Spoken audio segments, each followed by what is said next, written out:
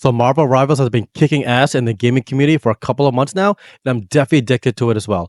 I want to combine two of my current passions together and take a look at what 6-inch Marvel Legends figures there are from the character roster. So let's take a close look and see what Marvel Legends figures are available out there for us.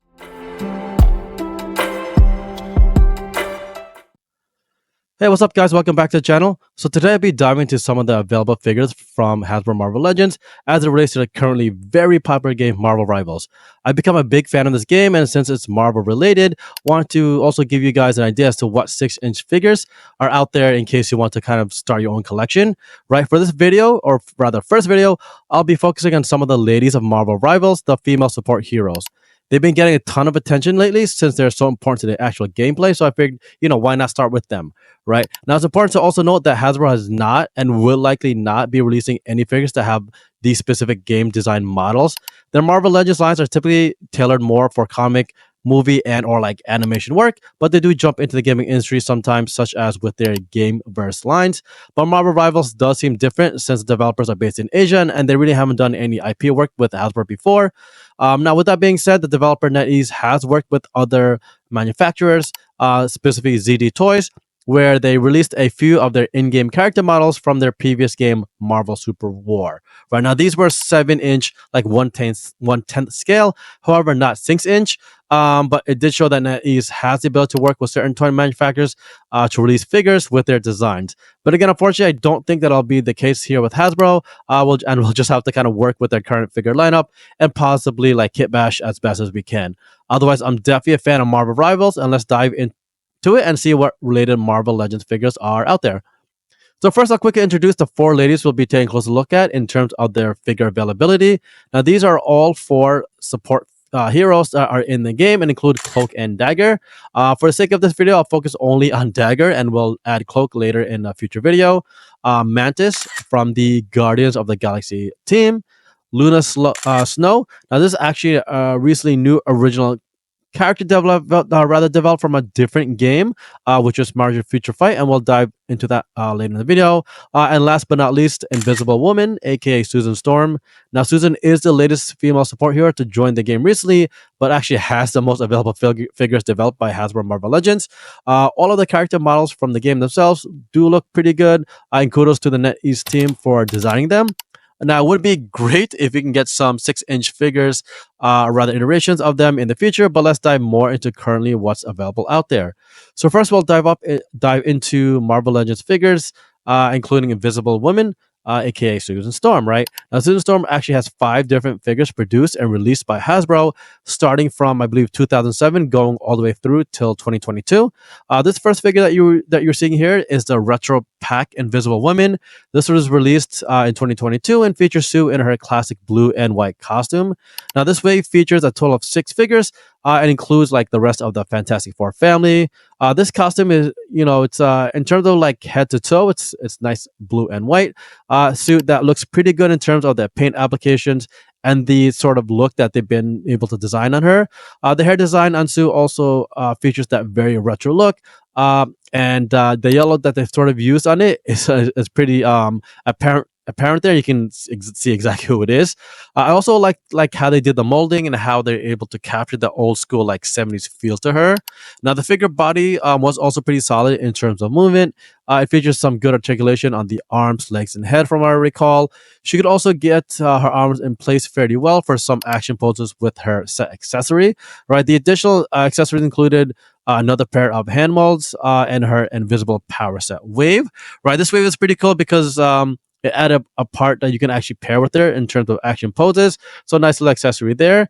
And, overall good retro figure, Invisible Woman, and considering the figure itself, along with the accessories that actually came with it. The second Invisible Woman figure is from the Ronin build a figure wave. Right, this was released back in 2007 and features Sue in a more modern blue and white costume. Right, this wave featured a total of 8 figures, included some other known Fantastic Four like characters such as Namor and Doctor Doom. This more modern blue costume featured a sleeveless design and lighter blue application. Right, the hair design on Sue for this figure was more straight and longer as well. Also, the blonde paint application was a little darker versus the first one you just saw. The figure body didn't seem too great, however. All things considered, it was released in 2007, so obviously it makes sense. There was some decent arm and leg bends that are pretty standard, but I do recall this having some issues with the head and torso movement. She also didn't feature any good accessories such as the power related accessory or anything similar. She does have Rona's BAF chest part, however. So if you're still in the hunt for building that out with Ronin, this is where you get that torso. Right. Otherwise, it's definitely not the best looking figure from both a design and or paint application standpoint. But again, it can't hate considering the time period that it was actually released. Right. This third figure of Sue Storm is actually a two-pack that featured her brother and herself. This was released back in 2009 and features Sue in a blue and black costume. This time all around, right? Mostly blue with some black. There was now this rather was a standalone release that wasn't part of any wave, and the costume here is similar to other classic looks, but has the black accents versus the white ones. Right, the hair design is also a little different because it's more straight and longer near the front of her chin. The coloring looks similar to her other counterparts and does look pretty clean. The figure body itself was pretty decent in terms of articulation. You can sort of see how well her arm movement is from just how she's placed within the window box. Her knee joint does look a little strange, especially if you compare it to Johnny's though. Otherwise, decent movement for 2009 release figure. And again, she didn't really come with any accessories with the set, unfortunately, which was a little underwhelming. Just paired with the Human Torch, but overall a decent looking figure that had a good amount of value considering that it's a two-pack that features her brother and herself. Right. Fourth one up here is Sue Storm with Herbie. Now, this was released in 2017 and I believe was a Walgreens exclusive. And again, features Sue in a classic like suit variant, but with some notable differences. Now, this was also a standalone release with no additional figures released with it as part of a wave. This costume featured her classic lighter blue outfit and that like gray Fantastic Four symbol on her chest, so it's a little different. Also, though, the big variation that sets this apart, is really her right arm, and you can see here it's phasing invisible versus the rest of her body. So this is a really cool feature of the figure as it added a more like dynamic and power set related look. The hair design was similar to her other retro figures and maintained that nice like classic sculpt on the mold itself. The figure body was pretty solid in terms of movement. Right, features some good articulation on the arms, leg, and wrist. So you can kind of put it into like the standard action poses along with that right phasing arm, right? The additional accessories include a second invisible phasing hand mold and Herbie. Now, Herbie was a really cool addition here because I really liked how they captured his like classic look. So it's great to have this figure, and not just for the figure itself, but Herbie. So you can actually pair him up with the rest of the Fantastic Four family. So overall, a great retro style figure of Sue, especially with Herbie. The fifth and last figure featuring Invisible Woman is from the Super Skrull BAF wave. Right, this was released in 2019 and features Sue in her most modern and contemporary styled suit. This wave featured like a total of 6 figures and include a nice figure like shade of gray of a rather gray Hulk, right, figure in the set. So that's pretty cool, right?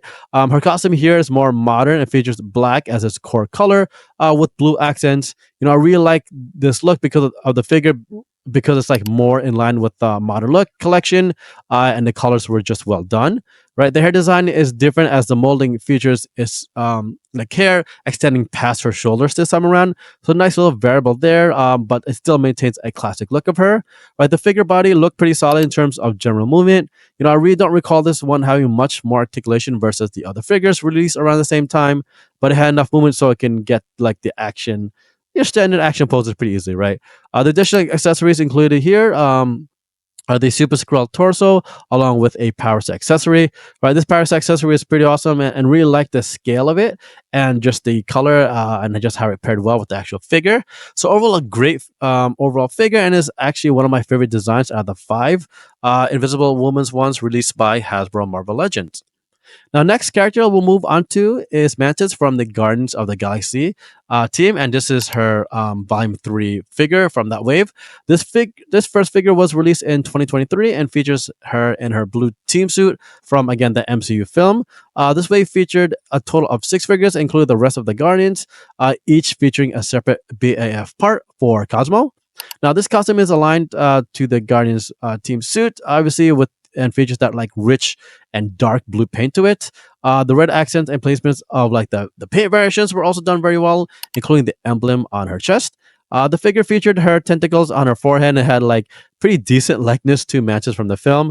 And the figure body was okay in terms of movement, but nothing really special, right? It featured some decent articulation on the arms, legs, and head, but not so much on the rest of the body, and not really heavy with action posing. She also didn't come with any accessories outside of Cosmo's leg, but I guess that's pretty standard to her character design because she didn't really show off any different powers in the movie. So overall, a decent figure, but not the most highly detailed Guardians figure released by Hasbro.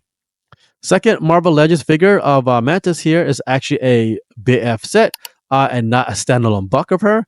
This was released in 2017. It features her in a modern Guardians of like the Galaxy Volume 2 costume, right? This Mantis figure, again, was a BAF. So you had to collect all 6 figures from the wave to actually complete building her. Her costume, however, had a really nice green paint application to it, and it was nice and sheen, and just the color came out very well, right? And the rest of the darker green that they kind of blended in came out very good in terms of how it fits the actual model. It also features some nice sculpts and lines throughout the actual suit itself, which is good. Now, core features included like the forehead antennas were done very well, and again, good skin coloring and the tone of her arms and her face. And the scale of the actual antennas looks pretty spot on, with the size of her actual head sculpt. The figure body was also pretty solid for a BF in terms of movement, right? Around like the rest of her arm joints, and you can get it in decent static poses. Her BF figure didn't really come with any additional accessories, however. So once you got her built out, that was really it. Otherwise, it was still a really good BF model of Mantis, but didn't really pair well because it was a larger standalone figure, so you couldn't mix and match it with the rest of the Guardians collection too well. Next character we'll move on to is Dagger from the SPBAF wave. This figure was released in 2018. It features Dagger in her classic white outfit. Right, this wave featured a total of 8 figures, including a nice, like, eclectic group of characters, including Daredevil and Elektra. Her costume was pretty solid and on par with all of like that white solid outfit that we've typically seen her in comic lore. So not much to her in terms of paint applications on the body outside of like just white.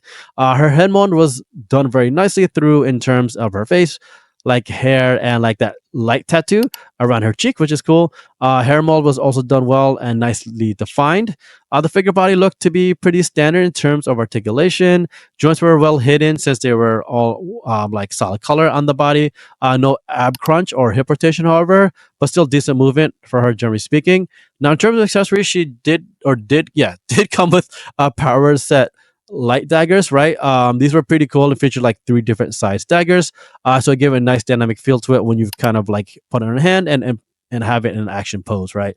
So overall, good single iteration of Dagger, and I'd really like to see some more variations of her in the future. Maybe outfits featuring the black and white sort of costume, not just the classic white. So kudos to Hasbro there.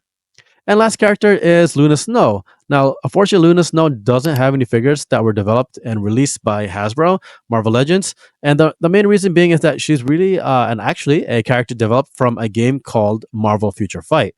Right now, developers there created her back in 2018 as an original character that they added to their playable roster. She was later officially added to Marvel Comics as a member of the Agents of Atlas, which was like an all-Asian superhero team. Right, she's definitely an interesting character and has been like gaining a lot of popularity even before her joining Marvel Rivals. But the game has steadily increased her stock in the Marvel universe, and feel like she definitely deserves her own figure, much sooner rather than later. She does feature similar ice powers to Iceman, so there is some overlap to that in that regard. But her background and character as a whole is different and really continues to like bring excitement to both Marvel Rivals and just Marvel fans in general. So has for Marvel Legends, let's make that Agents of Atlas wave as soon as possible, guys. So there you have it, folks. Thanks for joining me today as we explore the Marvel Legends figures that are available and related to the female support heroes of Marvel Rivals. These figures have like essentially all been built, have all been released, and most will be difficult to get considering how old they are. And while I highly doubt that Hasbro will make a Marvel Rivals wave, one can only hope that they'll eventually do it.